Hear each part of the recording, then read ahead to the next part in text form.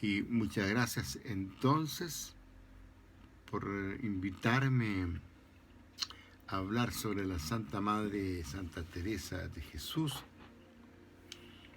fiesta que vamos a celebrar ya muy pronto, el 15 de octubre, en la tercera charla. Comenzamos con el doctorado de la Santa Madre, fiesta que celebramos el 27 de septiembre, luego Santa Teresa y los franciscanos para el día 4 de noviembre. Y el tema de hoy día es Teresa de Jesús, libro vivo. Maestra. ¿Qué maestra tenemos? Y quiero comenzar esta pequeña charla leyendo un pequeño párrafo de Santa Teresa de Jesús que relata en el libro Vida cuando ella comienza su libro. Libro Vida 1. Y déjenme leer un momento y después seguimos comentando. Dice Teresa: el tener padres virtuosos y temerosos de Dios me bastará si yo no fuera tan ruin con lo que el Señor me favorecía para ser buena. Era mi padre aficionado a leer buenos libros y así los tenía de romance para que leyesen sus hijos. Esto con el cuidado que mi madre tenía de hacernos rezar y ponernos a ser devotos de Nuestra Señora y de algunos santos, comenzó a despertarme de edad, a mi parecer, de 6 o 7 años. Ayudábame no ver en mis padres favor, sino que para la virtud tenía muchas. Así comienza el libro Vida, relatando nuestra Santa Madre.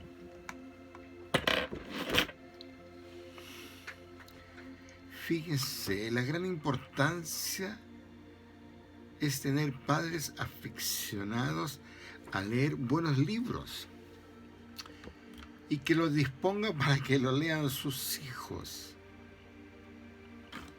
En mi época de joven todavía existía esto, pero hoy día como que se ve menos o casi nada.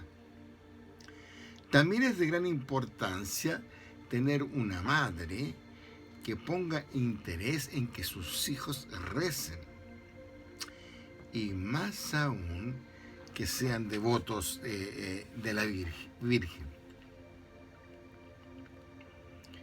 Los niños a una corta edad comprenden rápido e intensamente.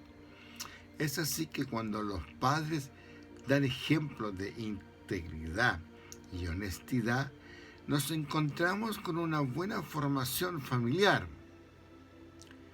Y en esto encontramos un gran ejemplo en Teresa de Jesús, porque cuando el corazón de un hogar o en el corazón de un hogar se lee, los niños escuchan con deseo de saber, y entiendo yo que Teresa debe haber experimentado la misma escucha, pero con mucha avidez.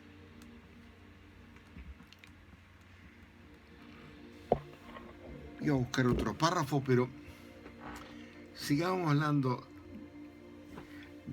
de esto.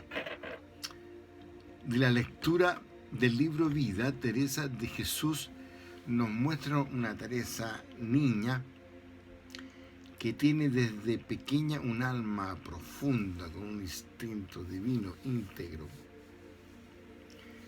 Da la impresión de que a Teresa le cautiva todo. Es así como observar una niña comunicativa, contagiosa, sobre todo con sus más cercanos. Es así como ella, por ejemplo, anima a su hermano Rodrigo, esto que lo conocemos mucho, de un año más que ella, a que se entusiasmase también a leer con ella vidas de santos. Y así también convenza a su hermano para que se escapen lo que llamaban en aquel tiempo a tierra de moros. ¿Para qué? Para que los descabezasen por Cristo. Pero como esta iniciativa fue interceptada por un tío que los vio cuando se iban, tuvieron que regresar a casa y se conformaron con algo distinto, que los dos serían ermitaños y por tanto construirían ermitas en el huerto jugando con imaginación y valor. Entonces repetían una palabra muy interesante: para siempre, siempre, siempre. La eternidad va a ser muy fuerte en la vida de Santa Teresa. Las hazañas y vidas heroicas de los santos leídos en la calidez del hogar y al calor del fuego, seguramente, en esos fríos inviernos de Ávila. Yo lo he experimentado muchas veces, he estado muchos inviernos en Ávila, vueltos a leer muchas veces en un agradable ambiente fraternal, familiar, amoroso, empaparon profundamente el corazón de Teresa, que desde niña estuvo muy dispuesta para el conocimiento de la verdad, de hacer el bien, de practicar el amor con sus semejantes y de llevar una vida, digámosla así, de frente, heroica. Ese es el manantial competente de la que será maestra de oración de tantos buscadores de Dios. Y es así que cuando ella sea mujer madura, tendrá que batallar hasta con los hombres de la iglesia, porque no le va a ser fácil convencer que necesita hacer una realidad sus ideales. Escribe en el libro Camino de Perfección 21:2. Dice: una grande y muy determinada determinación de no parar hasta llegar. Venga lo que viniere, suceda lo que sucediere, trabajase lo que se trabajare, murmure quien murmurare. Camino de Perfección 21:2. Teresa es un libro vivo. Si Jesús no le hubiera dado a Teresa el libro vivo, no hubiera sido la que fue maestra y doctora de la iglesia, de una iglesia que en sus momentos no fue capaz de comprenderla cabalmente. Recordemos que un inquisidor,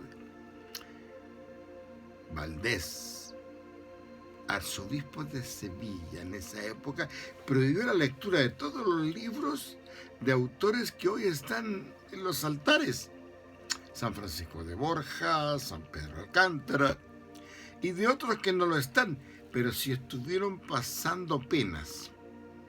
Incluso se ha escrito por esa fecha que un prelado en Toledo, Bartolomé Carranza, llegó a decir en desprecio de las obras de Fray Luis de Granada que la contemplación es para mujeres de carpinteros. Ojo, en parte tenía razón, porque María, la gran mujer contemplativa, era esposa de un carpintero. La contemplación como inicio de la oración mística siempre ha sido motivo de crítica, precisamente porque se sale de lo común, de lo normal. Pero no se piensa que la iglesia nació mística. Por ejemplo, ¿qué otra cosa fue Pentecostés? Tras los hechos de los apóstoles, con el recuerdo del esposo vivo todavía, la comunidad de ese tiempo vivió la fe con una intensidad muy enamorada y se valoró la oración por encima de todas las actividades de todos los ministerios. Recordemos una lectura de los hechos de los apóstoles. Todos ellos perseveraban en la oración con el mismo espíritu, en compañía de algunas mujeres, de María, la madre de Jesús, y sus hermanos, que tanto leemos en los Hechos de los Apóstoles 1:1. Quedaba aún la tradición de los apóstoles que habían decidido abandonar las tareas cotidianas. Escribe Lucas en los Hechos de los Apóstoles que hubo quejas de los helenistas contra los hebreos porque las viudas eran desatendidas en la asistencia cotidiana. También una lectura que es muy conocida en los Hechos 6:1. ¿Y para qué? Para dedicarse en plenitud a la oración y al ministerio de la palabra, como dice Lucas en el libro Hechos. Mientras que nosotros nos dedicaremos a la oración y al ministerio de la palabra. Hechos 6:4. Y como la oración florece en los dones del Espíritu, nace cuya infusión e influjo constituye precisamente la oración mística, en la que la persona no es movida por virtudes que exigen esfuerzo humano, sino por fuerzas divinas, que por eso se llama mística, es decir, mistérica, porque se llega al misterio. En Europa se sucedieron unos siglos de decadencia. Recordemos en España la invasión árabe islámica. No obstante, en medio de aquellos siglos oscuros, a partir de los siglos onceavo y los dos siguientes, del 11 al 13, se regresa al estudio de la palabra y por supuesto a la oración. Por ejemplo, Santo Tomás de Aquino, Santo Domingo de Guzmán, San Bernardo de Claraval, todos entre el siglo XI y XIII, San Francisco de Asís. Sin embargo, nuevamente surge de nuevo ese retroceso y la decadencia que conocemos del siglo XIV al XV. No obstante, luego de esta larga noche comienza de nuevo a aparecer la aurora en el siglo XVI, que es el siglo de Teresa. Y ella tuvo que sufrir aún con remembranzas de los siglos anteriores. Ese es el momento en que Jesús le da a Teresa el libro vivo. Por eso digo, Teresa es maestra. ¿Y qué maestra es Teresa? La vocación de santidad de todos los cristianos no es algo reciente, es algo que nace con la Iglesia, aunque tras el paso de varios acontecimientos el Espíritu ha suscitado a hombres y mujeres santos, donde a muchos de ellos su santidad pasa por la mística. Pero circulan por nuestras manos libritos de poca importancia, con invitaciones no muy trascendentales para nuestra vida de oración y santidad, que solo promueven una vida un poco disminuida, común, ordinaria. Por esa razón, volver a los maestros acreditados, a los guías naturales, es decir, a los místicos, como la Santa Madre Santa Teresa de Jesús, que es maestra, podemos decir, vaya, qué maestra es la que tenemos. A la distancia se nota a quienes se forman en la escuela de Teresa,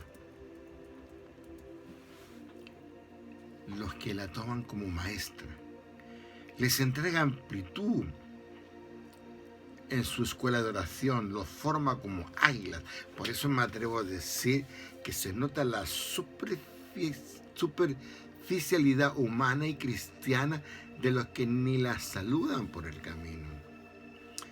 Parece mucho decirlo, pero no se debe ocultar que en la oración son muchos los que viven un poco en la mediocridad y parece que no hay quien les la pare. Teresa la puede parar. Tiene mucho que enseñarnos, tenemos mucho que aprender de Santa Teresa de Jesús. Santa Teresa de Jesús tiene mucho que decirle al mundo y a la iglesia, porque de almas como Teresa, muchos estamos muy necesitados. Yo siempre digo, al menos tomémosla como maestra. Queremos bien servidos, pues Dios quiso hacer de Teresa un testigo de Jesús resucitado, como hizo a Juan, a Pedro y a los apóstoles. Esta elección la convirtió en mujer nueva, capacitada para testificar con su vida lo que había visto y oído. Las enseñanzas de Teresa, sus hijas, las monjas y el mensaje que aportó a la iglesia de su tiempo fue principalmente la de la imperiosa necesidad de orar como camino de amar y, como ella nos enseña, como diálogo de amistad con Dios, como nos ha enseñado ella, a quien sabemos mucho nos ama. Bien, tenía un tiempo limitado el que me dieron y quería tocar este tema de Teresa de Jesús, libro vivo, maestra, y qué maestra de oración tenemos. Y nos preparamos entonces para una bonita celebración de este 15 de octubre, el día de nuestra Santa Madre, Santa Teresa de Jesús. Y sigamos como ella, con esa determinación, tras la huella de Jesús, nuestro amado. Sigamos tras la huella de Teresa, nuestra maestra de oración.